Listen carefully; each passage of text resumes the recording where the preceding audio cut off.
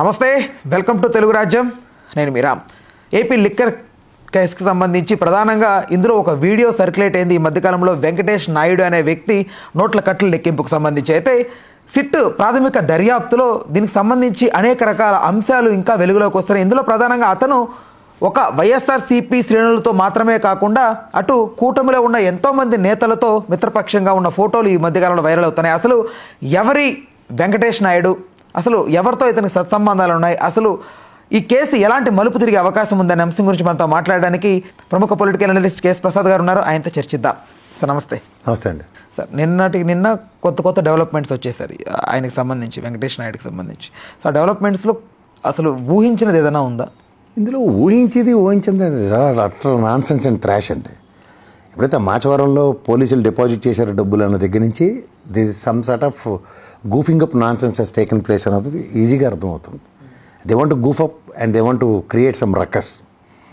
రెండోది, ఇతను ఎవరైతే ఉన్నాడో వెంకటేష్ నాయుడు అన్నాడు, if my prediction is not wrong, ఈ ఎలక్షన్స్ ముందు డబ్బులు పంచే ఏజెన్సీస్ కొన్ని ఉంటాయి. కొన్ని కంపెనీస్ లాంటివి ఏం చేస్తాయంటే దిల్ హ్యాండిల్ మనీ, హవాలాలకి వాటికి. అందులో ఈ పనికిమాలినోడు ఏదో పనికిమాలిన పనులు చేసి ఉంటాడు. అంటే ఖచ్చితంగా వీడు అటుపక్క వైఎస్ఆర్సీపీ వాళ్ళతోనో తగలడుతున్నాడు, ఇటుపక్క తెలుగుదేశం వాళ్ళతోనో తగలడు కనబడుతున్నాడు. అంటే ఖచ్చితంగా వీడు చేసే పనులు ఎలక్షన్ ముందు చేసి డబ్బులు ఇటు అటు లోపు బయటే. ఈ కాల్ మనీ అలాంటి వాళ్ళు ఉంటారు చూడు, ఒక 10 రూపాయలు ఎక్కువ సంపాదించి తర్వాత నాకు తెలిసి ఈ పొద్దుటూరు దగ్గర బంగారం షాపుల వాళ్ళు ఉంటారు, వాళ్ళు అంతే ఎలక్షన్స్ ముందు డబ్బులు ఇస్తూ ఉంటారు, రొటేషన్స్ ఉంటాయి. అవును, ఇంక్లూడింగ్ ఇక్కడ ప్రొడ్యూసర్స్ సినిమాలకు సంబంధించి వీళ్ళే సినిమా యాదాల గురించి పక్కది పరిమాణాలు. కానీ వీళ్ళు చెప్తున్నాను ఏంటంటే some business activity for particular purpose of elections. ఇందులో ఇది నాకు నాకు చార్ట్ అకౌంటెంట్ మిత్రుడు ఒకడు ఉన్నాడు, అతను చాలా బాగా చెప్పాడు.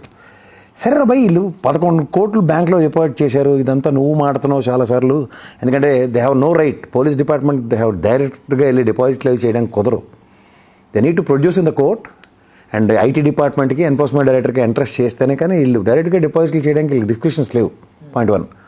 రెండోది ఏంటంటే దాన్ని కోర్టు ఇన్సిస్ట్ చేస్తుంది, ఆ రిసిప్ట్ ఏది మీరు తర్వాత దాని మీద ఉన్న నోట్ నెంబర్లు ఏవి నాకు కావాలంటే 2 రోజులు బట్టి ఎబ్స్కాండల్గా ఉన్నారు ఆ ఇష్యూలో. సిట్టోళ్ళు దాని మీద రెస్పాండ్ అవ్వట్లే.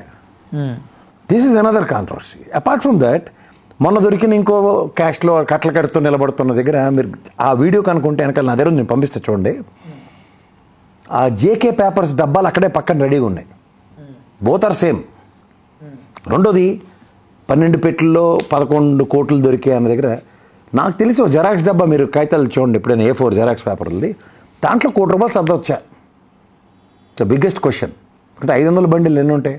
ఒక కట్ట బండిలు అంటే 5 లక్షలు కదా, 50,000 5 లక్షలు అంటే ఎన్ని ఉంటాయి మినిమము?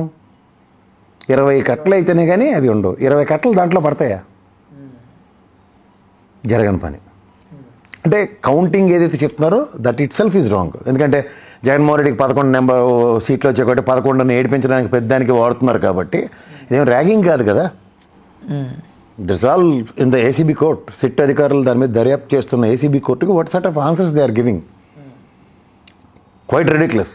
అండ్ దీంట్లో ఆ పేపర్స్ డబ్బాలు ఏవైతే ఉన్నాయో, ఇప్పుడు సే ఫర్ ఇన్స్టెంట్ మీ దగ్గర మీ ఆఫీస్లో పేపర్ల డబ్బాలు 4 రోజులకు ఒకసారి అమ్మేయడం లేకపోతే బయట పడేయడం ఇది చేస్తారు కదా. కొన్నోళ్ళు ఆ రేడియోస్లోనే ఉంటారు కదా సార్, కాగితాలు డబ్బాలు కొనుక్కున్న వాళ్ళు. దాని మీద మ్యానుఫ్యాక్చరింగ్ డేట్ ఒకటి ఉంటుంది కదా, ఉంటుందా ఉండదా? ఆ మ్యానుఫ్యాక్చరింగ్ డేట్ బట్టి ఆ డబ్బులు ఏ సంవత్సరమో ఈజీగా చెప్పొచ్చు కదా. దాని మీద ఒక క్లూ. రెండోది ఏంటంటే ఈ నోట్లు కట్ నెంబర్లు ఎందుకు అడుగుతున్నారు? ఆర్బీఐ దగ్గర సీరియల్ నెంబర్ అడిగితే ఆర్బీఐ దగ్గర ఈ నోటు ఏ టైంలో ప్రొడ్యూస్ అయిందో. ఎందుకంటే వీళ్ళ దగ్గర 2000 నోట్లు పెట్టి దొరికారు. అదే అవును, 2000 నోట్లు కాంట్రడిక్షన్. ఎందుకంటే ఇప్పుడు మే 23లో దాన్ని బ్యాన్ చేశారు డిమానిటైజేషన్లో. పెద్ద నోట్ల రద్దు మే 23లో 2000 నోట్లు రద్దు చేయబడ్డాయి. ఇప్పుడు దాన్ని ఎత్తికి తీసుకొచ్చి అది లెక్కర్ స్కామ్ అంటే ఇది ఖచ్చితంగా ఈ వెంకటేష్ నాయుడు అన్నాడు ఎలక్షన్లకు డబ్బులు పంచే పిఠాపురం బ్యాచ్ అని అలాగే. సో దాంట్లో వీళ్ళంటే పిఠాపురం పీతాంబరం బ్యాచ్లు అంటూ ఉంటారు వీళ్ళు. సో ఈ పీతాంబరం బ్యాచ్ గల ఏంటంటే లోపు బయట 10 రూపాయలు ఎక్స్ట్రా ఆ నోట్ల కట్టలో 4-5 నోట్లు మధ్యలో లేపేసి ఈ చార్టర్ ఫ్లైట్లో తమన్నాలతోనూ సినిమా వాళ్ళకి మీరు ఇందాక చెప్పారు చూడండి, సినిమా వాళ్ళకి ఎక్స్ట్రా డబ్బులకి 10%, 20% వడ్డీలకు ఇచ్చుకుని తిరగడానికి ఉపయోగపడే టూపీరం బ్యాచ్లు అంటారు వీటిని. ఈ టూపీరం పిఠాపురం బ్యాచ్లు వెళ్ళి పట్టుకొని మనం ఏడు చేయాలా? అంటే కూటమిలో ఉన్న ఎంతోమంది నేతలతో అరే ఎంతమందితో ఉంటారండి. ఇప్పుడు బిజినెస్లో నేను ఎలక్షన్కి నీకు డబ్బులు పంచే సాధనం నా దగ్గర ఉంది. నా office they handle it with hawala or whatever you name it as. ఏ నియోజకవర్గంలో మేము డబ్బులు సంపాదించి పంపించగలం. అలాంటి ఆఫీసులు బొచ్చులున్నాయి. దానికి చెవిరెడ్డి అనుచరుడు అయిన ప్రధాన ముద్ర ఎందుకు వేయాలంటున్నాను సార్. ఇప్పుడు నీకు దొరికితే ఇప్పుడు ఏబిఎన్ రాధాకృష్ణతో పక్కన దిగిన ఫోటో ఉంది. ఎవరు తీగల కృష్ణారెడ్డి గారి అన్నయ్య కొడుకుది. మరి దాని మీద ఎక్స్ప్లెనేషన్ ఇవ్వకుండా తమను నీడికి వెళ్తున్న ఫోటో ఎందుకు వేసేసాడు పేపర్లో? అదే ఎక్స్ప్లెనేషన్ ఫస్ట్. తీగల కృష్ణారెడ్డి గారికి ఇక్కడ తెలంగాణలో తెలుగుదేశం అధ్యక్షుడు ఇస్తారని ఆల్రెడీ బిస్కెట్ వేశారు కాబట్టి ఏం చేసినా చెల్లుబాటు అయిపోతుంది అనుకుంటున్నారా వర్ధమాన్ కాలేజీకి సంబంధించిన విషయంలో? ఇప్పుడు ఆవిడ రియాక్ట్ అయ్యేది డిఫమేషన్ పెడితే లైక్ ఎందుకు రియాక్ట్ అవుతుంది? వాళ్ళిద్దరు ఫ్లైట్లో వెళ్ళకపోతే కదా. ఏముంది ఫ్లైట్లో వెళ్ళిన ఫోటో అది. రాసిన రాతల గురించి సార్ నేను అంటుంది. రాసిన రాతలు అంటే వీళ్ళకి ఎప్పుడు అందుకే ఇందాక జర్నలిస్టులు నాన్ జర్నలిస్టులు అంటాం. ఇప్పుడు జర్నలిస్టుడికి కిరసనాలు అమ్ముకున్నోడికి చాలా తేడా ఉంటుంది. జర్నలిస్ట్ ముసుగుల్లో నాటకాలు ఆడే వల్ల మనం ఏం చేయలేము. They have taken things as granted. మేము ఏం చేసినా జరుగుతుంది అనుకుని వెళ్తున్నారు. వెళ్ళమను ఎన్నాళ్ళు వెళ్తారు. ఇప్పుడు నీకు ఒకటి మాట చెప్తున్నాను. నేను I'm talking about Venkatesh Naidu. వాడి బిజినెస్ ఇది. ఈ రాజ్ కశిరెడ్డి అన్నాడు చిన్ని కేశినేని చిన్నితో బిజినెస్ పార్ట్నరు. ఇది రాజ్ కశిరెడ్డి భార్య ఆరాగ్ హాస్పిటల్ ఏదో ఇక్కడ ఉంది. దాంట్లో ఆవిడ ఒక డైరెక్టరు. ఇవన్నీ ఎవరు కాదన్నారు. మనకే కాన్స్టిట్యూషన్ ఏం చెప్పట్లేదు కదా. నువ్వు వైఎస్ఆర్సీపీ సానుభూతిపరుడు అయితే తెలుగుదేశం వాళ్ళతో బిజినెస్ చేయొద్దని, తెలుగుదేశం వాడు అయితే వైఎస్ఆర్సీపీతో బిజినెస్ చేయొద్దని ఎవరు చెప్పలేదు కదా. చేయండి, కానీ అవసరం వచ్చినప్పుడు ఓ తపేలా బేచగాళ్ళకి అవకాశంగా అడ్వాంటేజ్ ఇస్తుంది రాస్తున్నప్పుడు ఖండనలో ఇలాంటివి కావాలి కదా. వీళ్ళ దగ్గర నిలబడిన ఫోటోలు అయితే తూచి మీరు గమనించారు లేదో.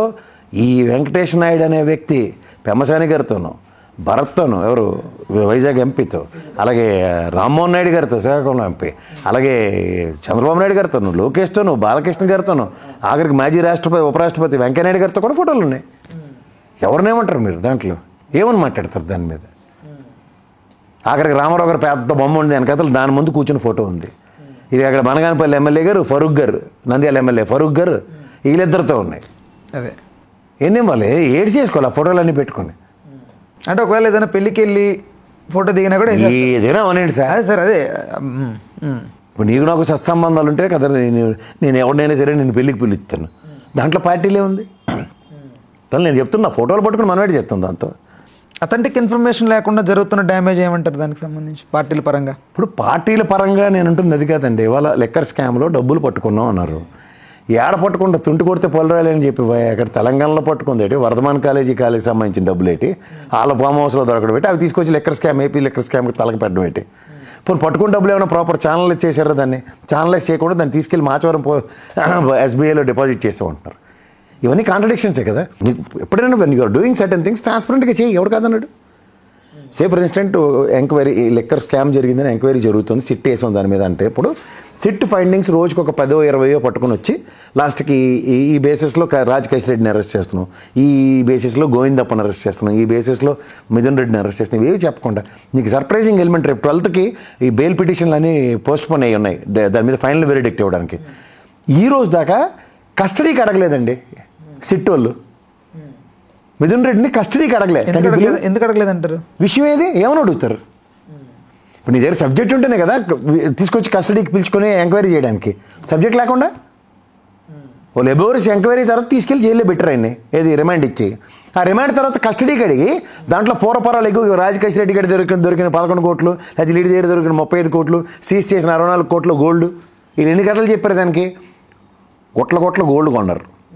ఇందులో అంతకన్నా కాంట్రడిక్షన్ ఏంటంటే ఈ కిరసనాయుడు పేపర్లో బూత్ ఎల్లరికి మునుపు అంటే 11 కోట్లు దొరక మునిపే గొట్లగా పడి ఉన్న కట్టలుగా పడి ఉన్న క్యాష్ అని రాశాడు. తర్వాత దొరికి అసలు సిట్టోళ్ళు డైరెక్ట్గా ఈ కిరసనాల బంక్ కూడా ఛానల్లో తీసుకెళ్ళి లోపల కూర్చోబెట్టి ఎంక్వైరీ చేస్తే 4 బ్రహ్మానందం గారి కథల ప్రకారం సరే మీరు ఈ టాస్క్ ఇక్కడ చేయండి, ఈ టాస్క్ ఇక్కడ చేయండి, మా డైలీ సీరియల్ ఇక్కడ బాగా నడిపించుకుంటాం అన్నట్టు ఉంది ఇక్కడ కథ. అది ఎలా సాధ్యపడుతుంది అంటారు? సాధ్యం అవుతుంది కదా. 14 జూలైన ఎప్పుడో రాశాడు ఆర్టికల్. ఏది కొట్టలుగా పడి ఉన్న కట్టలని కట్టలు గొట్టలకు పడి ఉండేట వీళ్ళు వెళ్ళి ఎప్పుడు ఎంక్వైరీ చేసి పట్టుకున్నారు దాన్ని? జూలై 14 ఎక్కడ? జూలై 14 తర్వాత వెళ్ళి వీళ్ళు ఫామ్ హౌస్లో పట్టుకున్నారు. వర్ధమాన్ కాలేజీలో ఫామ్ హౌస్లో వాళ్ళ అమ్మగారి పేరు మీద ఉంది. దాంట్లో ఇదేంటిది కామెడీగా లేదు మీకు? అంటే చాలా స్పీడ్. ఇప్పుడు ఆ కథలో చెప్పింది ఇంకేంటి, టన్నుల బంగారం కొన్నారు అన్నాడు. మరి బంగారం ఇప్పుడు నెక్స్ట్ అక్కడ ఒక బంగారం కొప్ప పెడతారు, 4 ఇటుకలు రాళ్ళు గోల్డ్ కలర్ వేసి పెట్టిగో బంగారం అంటాడు. దాని మీద 4 రోజులు కదా తర్వాత వెళ్ళా అక్కడెక్కడో చూడాలనో ఉడాలనో ఎక్కడో ఏంటి ఇనప ఖనిజాల కంపెనీలో పెట్టారంటే తీసుకొచ్చి జేబుల నుండి నువ్వు తీసుకొచ్చి అదో 4 రోజులు చర్చా. ఎలక్షన్కి డబ్బులు పనిచేశారు. వెంకటేశ్వర నాయుడు గారి కథ అయిపోయింది, వాళ్ళకి సీట్ సిరిగిపోయినట్టు లెక్క 2 రోజులు ఈయనకి పక్కతే వస్తారు 4 రోజులు పట్టిన సబ్జెక్ట్ అయిపోయింది రే పక్కకెళ్ళి ఆడుకొని. ఫస్ట్ అరౌట్ చేసి జగన్మోహన్ రెడ్డి శివరెడ్డితో ఉన్న ఫోటోలు పెట్టారు సెకండ్ ఇచ్చినవి. సబ్జెక్ట్ ఇటు పక్కన గిర్రని భూమేరంగా వీళ్ళు చుట్టూ తిరిగేసారు కల్లా ఇదే ఇటు మొత్తం కాందంతా అందరితో దిగేసాడు ఫోటోలు అనగానే తూచ్ ఈ సబ్జెక్ట్ అయిపోయింది. ఇప్పుడు బంగారం కొట్లు ఎత్తుకుతారు 2 రోజుల పాటు. కాదు సార్, మామూలుగా వైసీపీ అంటే ముసుగులో అంటే మేము వైసీపీ శ్రేణులమే, నాకు వైసీపీ పార్టీ అయినా జగన్మోహన్ రెడ్డి గారైనా అత్యంత ఆరాధ్య దైవం అన్నట్టుగా ముందుకు వచ్చి గతం హయాంలో ఎంతో విమర్శలు చేసిన వ్యక్తులు ఇబ్బంది పడుతున్నారు ప్రజెంట్. ఆ టైంలో వైసీపీ కూడా దాన్ని డిఫెండ్ చేయలేదు, వీరు మాకు సంబంధం లేదని. బట్ అలాగే వెంకటేష్ నాయుడుకి సంబంధించి ఎందుకు డిఫెండ్ చేయట్లేదు వీళ్ళు? ఓ ముఖ్యమంత్రి మాజీ ముఖ్యమంత్రి రోజుకు 100 మంది ఫోటోలు తీస్తాడు. ప్రతి ఒడు నాడు ఎల్లయ్య పొల్లయ్య పేర్లని ఎవడు జ్ఞాపకం పెట్టుకుంటాడు, ఎవడు చేస్తాడు అంతా. ఇప్పుడు ఆయన పూర్వపరాలకు వెళ్తే ఇంటి పేరు చేరుకూరి ఆలగడ్డ వాస్తవ్యుడేట అతను. యాడ్ నుంచి ఆడికి వెళ్ళాడు, చిత్తూరు ఆలగడ్డ దగ్గరే కదా. నెక్స్ట్ నంద్యాల అవన్నీ దాటిన తర్వాత నుంచి కడప అవన్నీ అట్టే వస్తాయి కదా. సో వెళ్ళి తిరుపతిలోనే ఎక్కడ వ్యాపారాలు చేసుకుంటే సినిమాలు తీసుకుంటే ఇదే అది చేసుకుంటూ లాస్ట్కి ఏడు చేసాడు అవుట్కమ్. లేదండి ఇవన్నీ టైం వేస్ట్ అండి, అంతకన్నా ఏం లేదు. ఊరికే రోజు గంటలు చర్చించుకునే దాంట్లో ఏదైనా విషయం ఉంటే ఎవడైనా చర్చించడానికి. ఇక్కడ ప్రాబ్లం ఏమవుతుందంటే అండి ప్రతి ఇష్యూ ఇప్పుడు నేను ఒక ఇష్యూతో ఒక ఇష్యూతో ఒక ఇష్యూ సాక్షి టీవీ డిబేట్లో వచ్చిందని చెప్పి టీవీ ఏబిఎన్లో చర్చలు పెట్టుకుని టీవీ ఏబిఎన్లో చర్చ వచ్చిందని చెప్పి సాక్షిలో డిబేట్లు పెట్టుకుని ఏంటిది డిబేట్ కౌంటరా? చేతనైతే 4 వైఎస్ఆర్సీపీ నుంచి కూర్చోబెట్టి తెలుగుదేశం ఛానల్లో కుమ్మింది. వీళ్ళు కుమ్ముతారు వాళ్ళు కుమ్ముతారు దరిద్రం వెళ్తుంది. అయితే మీరు తెలుగుదేశం వాళ్ళు పిలుచుకుని కుమ్మండి, వీళ్ళు కుమ్ముతారు వాళ్ళు కుమ్ముతారు తెలిసిపోద్ది. అది చర్చ అంటే. ఈడక్కడ కూర్చొని ఓన్లీ శరతలాపారం పెట్టుకుని వీళ్ళు భజన, అక్కడ కూర్చొని వాళ్ళు భజన. అవుట్కమ్ ప్రజలకు తెలియాలంటే ఎవరికి తెలుస్తుంది? కన్ఫ్యూజన్ తప్ప కన్ఫ్యూజన్ ఏం లేదు. ఈడి వెర్షన్ ఏది ఈడి వెర్షన్ లేదు, 2 వెర్షన్ చెప్తున్నారు.